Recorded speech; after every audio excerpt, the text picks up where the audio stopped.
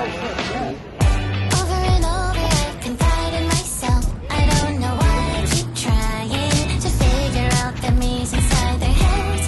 They're all so ahead. I can't keep up. Everything's so confusing. What should I do if all the words I utter turn to nothing into dots? It'd be so surreal. LightBox Expo. For those who don't know, this is the premier event for the art industry within the United States, with a focus on animation and gaming, as it is located in Pasadena, California. I've crunched the numbers, and you could say that one LightBox Expo is the equivalent of an entire semester of educational value at an esteemed art college, in my theoretical mathematical opinion. Now you might ask yourself, do I hold art school in very low regard, or LightBox Expo in very high regard? One of the universe's many mysteries, so let me explain. The hall is literally filled with some of the best art educators, art directors, and studios in the world that I have found are extremely open to sharing their industry secrets and helping the community. At least for this one weekend. Obviously, to become a professional artist with any amount of success, you have to get to a certain skill level where you can create the art for whatever client that you're trying to appease. I forgot what con it is, but I remember this, but Babs had like a wine sack. However, pushing your technical skill has always been kind of a private endeavor, something that you have to work on day to day. This is no secret. However, understanding the art industry has always been a little bit wishy-washy on getting proper information, which is about 50% of the equation when becoming a successful artist. Now, obviously, by attending LightBox Expo, your drawing skills aren't going to triple over the course of 2 days, but your industry knowledge might, and how to approach it as somebody trying to break into the industry. Now, I'm not sponsored by LightBox Expo. I know I'm hard simping for this event. I just find the amount of knowledge in one room kind of incredible. Despite the good vibes, it was an unusual year considering the state of the animation industry. The impact of this was definitely present, and I'll get more into this topic later in the video. Over and over, I've confided in myself. I don't know why I keep trying to figure out the meaning. This year, I was lucky enough to get my own personal booth and show my work at this event. As you can see, setup went quite smoothly. This year, I premiered a new sign. It is a life-size cutout of one of my characters. My friend Megan, who works over at the Laser Lab at Art Center, was generous enough to help me create this. They fixed my shitty Illustrator files and got this cut on the big laser cutter. And I think it turned out a lot better than I had expected. It definitely made my booth really easy to find, even though I was located in the back. And then Megan actually had her own booth just a couple away from me. So definitely check out her work. She is very talented. She also got married like a couple days after LightBox Expo, so she was prepping for a wedding while helping me on my silly projects. So thank you. I can say without a doubt there is no other event that comes close to the amount of imposter syndrome that this event gives me. Any bit of confidence I have in my work is immediately stolen as I'm walking through the aisles of some of my biggest inspirations, having tables just feet away from me. But don't you worry, I kept it cool, and I bought a shit ton of art books, which I will show at the end of this video. But I must say, the energy in the room is immaculate. I have been to other industry events where gatekeeping seems to be the name of the game, or stroking egos is highly at play. But at least personally, I have found this event to be free of those more toxic traits. For the most part, of course. There's always a few bad eggs. And it truly feels like this is a place where the community has come together. That being said, if you know anything about the state of the animation industry, it's not doing so well. Jobs are very scarce, and there definitely was a sense of desperation in the air, despite the good vibes. My perspective in animation might be a little skewed, as I don't currently work in animation. However, in the past, I have taken concept art jobs for both animation and gaming. So my perspective is not from a first-hand account. However, the majority of my income comes comes from the independent space and have a number of friends within that space, and this information seems to be pretty unanimous. Many of the companies who were represented at Lightbox didn't seem to be hiring at the same rate that they had been years past. One of the more ironic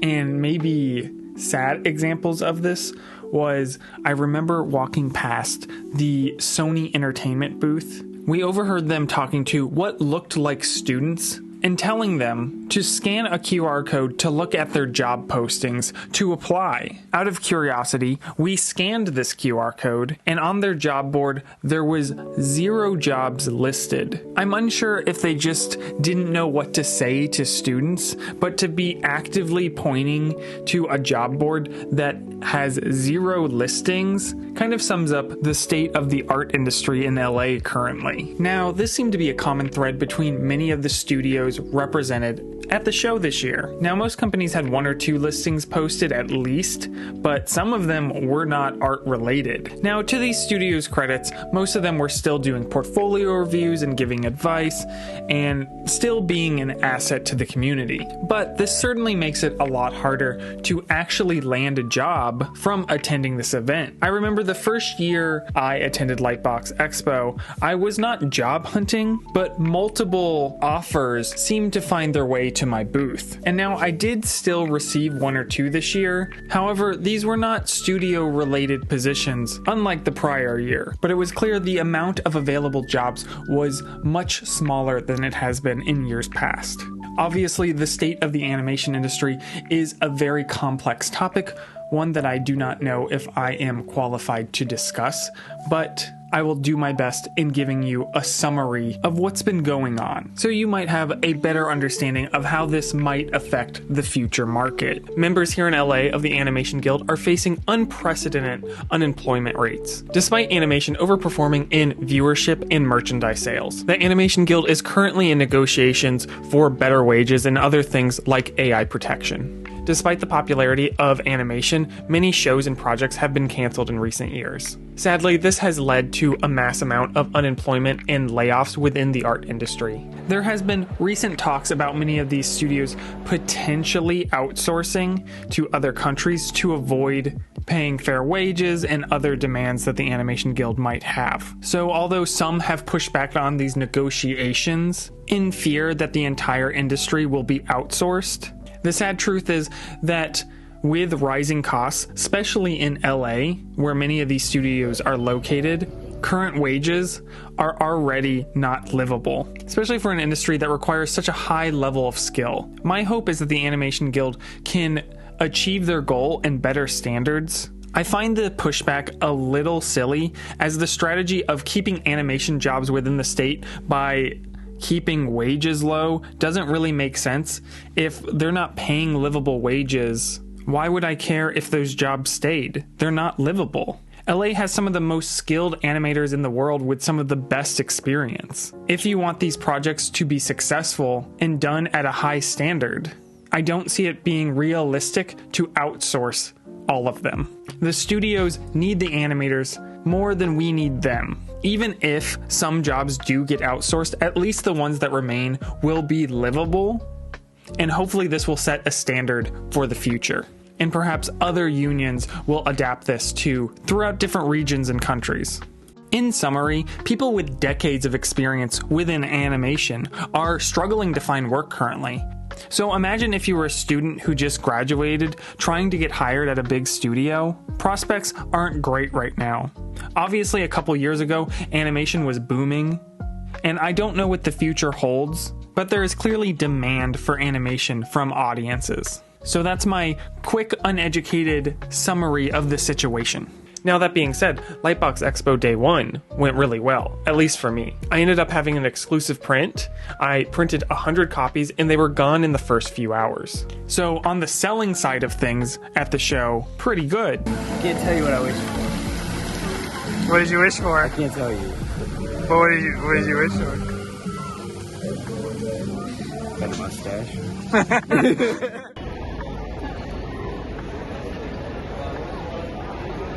Saturday started out with a Lorcana artist meetup, which was really cool because I had been working remotely for about 2 years and hadn't actually got to meet any of my colleagues face to face. They finally taught me how to play the game. This Alice illustration I did was also previewed, so I can finally share that with you guys. However, 10 o'clock rolled around and I had to rush to my booth. My original goal for Saturday was to make it to some panels. However, I ended up being really busy, so that didn't end up happening. But on the bright side, the book signings were happening right across from my booth, so I managed to get a couple things signed, which was super Gucci. And now I must say, LightBox Expo is more of a networking event, not so much of a sales event, considering the majority who attend are art students and don't have a lot of money. You wouldn't expect events like this to be very profitable, but because I'm big brain and foresaw this, I lowered my prices. Now you might wonder, how is this going to help profits? And the answer is playing the quantities game. But honestly, the event is local and my costs are really low. So I decided to focus on smaller items that had a lower price point. And I definitely think this is the meta right now, considering everybody seems to be a little tight on money. I normally do this anytime I attend an industry event or do like a college fair or some type of event like that.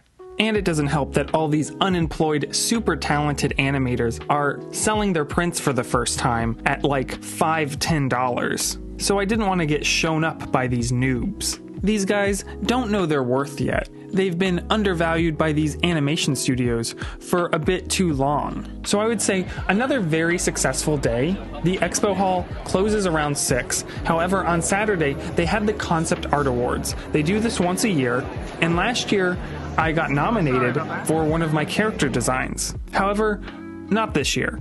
Big L. But I managed to put my ego aside and checked out the event regardless. Welcome to the 2024 Concept Art Awards presented by LightBox Expo. Production value through the roof. One day, I'll get one of those fancy trophies, I tell you what. The big question, is LightBox Expo worth it in 2024 with the considerable price tag and the considerable amount of crowding and not necessarily guarantee if you're going to get into those panels or portfolio reviews that you want? I think for students, even now, even with all these things, absolutely. I think there's no event like it. However, I would recommend going with a plan. This event's only going to get bigger. For panels, they had a ticketing system where you could show up to 75 minutes before the panel and get a ticket on a first come first served basis. If you manage to get a ticket, you can then come back at the panel time and not have to wait in a line. Although this created a lot of confusion and frustration for people, it also made it so that you immediately knew if you were in the panel or not. Sunday, the final day, I finally got to go to some panels. Ironically, I went to the Artists on YouTube talk, which was kind of cool to see other creators in the space, as I don't know a lot of people personally who are trying to push into the YouTube space. I'm super excited to be moderating this panel, Artists on YouTube, How to Thrive. Panelists, why don't you come on out?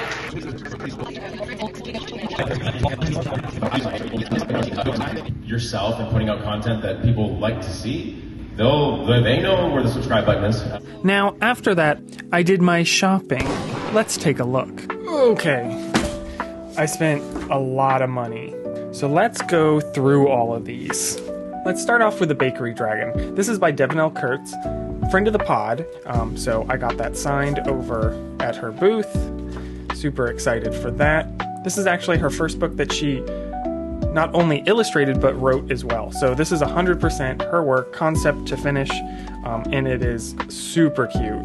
On top of that, I also picked up this Process magazine that she was offering, only $600. Ooh. Either way, this shows her process and kind of the steps she goes through to get those complex compositions. Really awesome to see this. Some examples from the Bakery Dragon. If you know anything about Devin, you know that she is very open about how she achieves the illustrations and effects that she does. So, super cool to see here. Great resource. And then Sang actually talked to this artist, but I just fell in love with this one, so I wanted to show you anyways. This is Rebecca Shea. This little book is just so good. Like, the art in this is incredible. Like, oh, I could never. The leaves. This is how I want to live the rest of my life. If art doesn't work out, I want to be one of these cats. Like, This is just beautiful. Oh.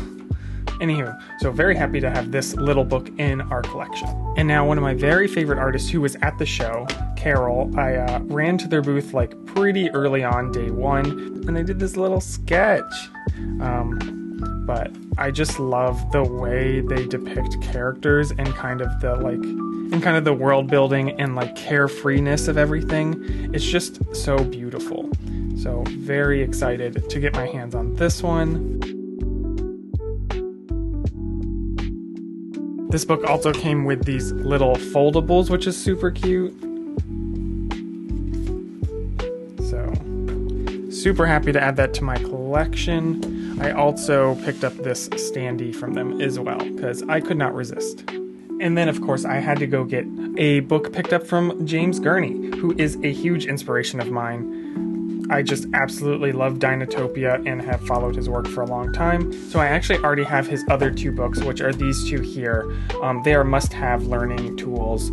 These books have been invaluable to my art education or whatever. Definitely great. You can see where I picked this one up, but it was a number of years ago at a school that doesn't exist anymore. And then, is this my homework from then? Oh no. Oh, so you can see it's all James Gurney's fault that I am on YouTube. Anywho, that's not true, but maybe it is. Who knows?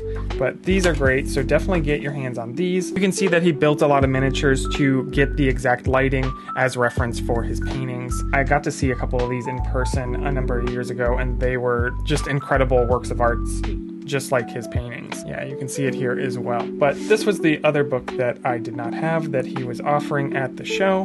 I just adore the world building and the sense of imagination and realism that he puts into his work. It's incredible. So if you don't know James Gurney, that's kind of crazy, but definitely check out his work. Another book that I picked up off of Kickstarter from In Swan, but they were at the show, so we went to get it signed. So super excited that they were at the show. They also had it available for purchase, but I already had it. So really love their work, obviously. Beautiful colors. Love the like sleepy storybookness of everything.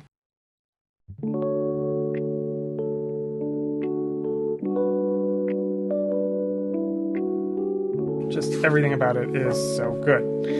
So cute. And then you even get a little bit of their process in the back, which is super cool to see. And then I picked up this book from Helen. This is a book that I've wanted for quite a while. I just absolutely love the take on the Harry Potter universe. Anywho, it comes with these 2 little tickets, which are super cute. And then also a sticker sheet.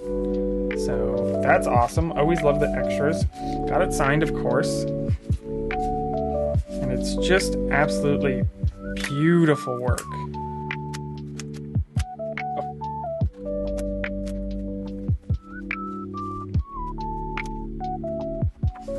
Scandalous. Double scandalous. So yeah, so this book is definitely doing something for me. Anywho, love that. Glad I picked that one up. On to the next one.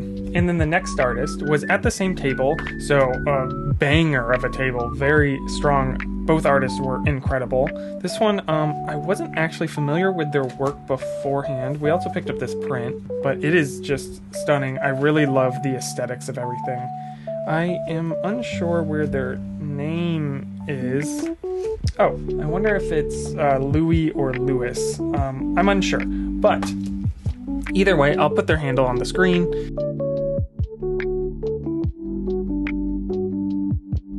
And then Sang also got this one signed, as you can see. You want me to talk? You want me to talk? That's like an extra 20% discount.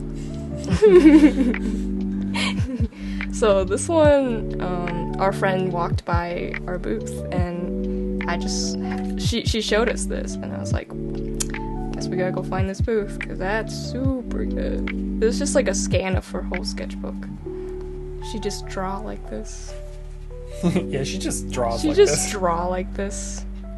She had like 4 other ones, right? I think this is my favorite though. It's so good. Do you remember the artist's name?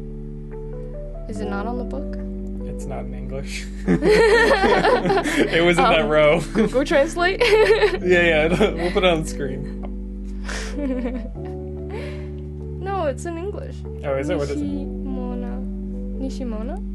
Wait, no, don't put that in. Nishimono. Yeah. I'm gonna put that in.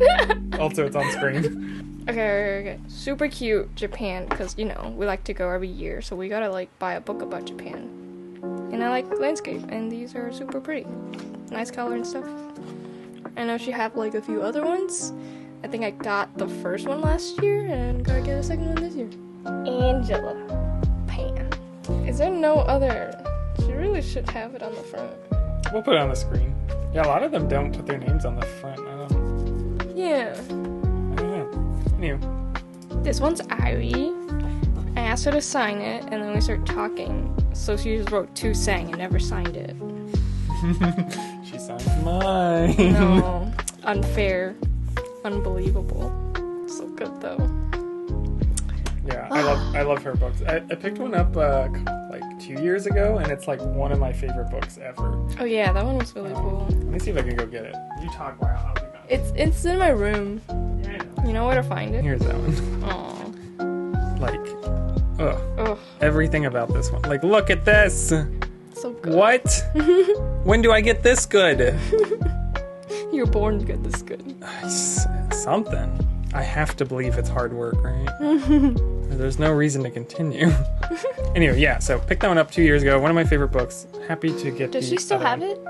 No. This was like one of the last ones she had then. Whoa. I mean, I don't know if she'll ever reprint it, but it's a small guy. I think this one was self-published, unlike some of the other ones. Okay. That one's very good. I like even the material. It's like craft papery. Oh, there's like a little silver on red. Is that Rizo? I don't know. It would be mixed if it is, because the rest isn't Rizo. But it kind of looks like that metallic that Rizo does. I don't know what I'm talking about. Ignore what I'm saying. Oh, so pretty. Cute boys. Yeah, it's definitely doing something for me. Turning gay. Something. Doing something. Oh, that's adorable. I love this page. But yeah, super cute. And then last but not least, I got this, let me adjust this a little bit, pizza box of a book, which was just incredible. Another artist that I did not know existed before then, but I am very happy that I do now. I don't know if I'm going to be able to find a English version of their name. They were from China. A couple of these were Vellum there. They actually had a second book as well, but I think they only had a couple copies, and it ended up selling out like extremely quickly.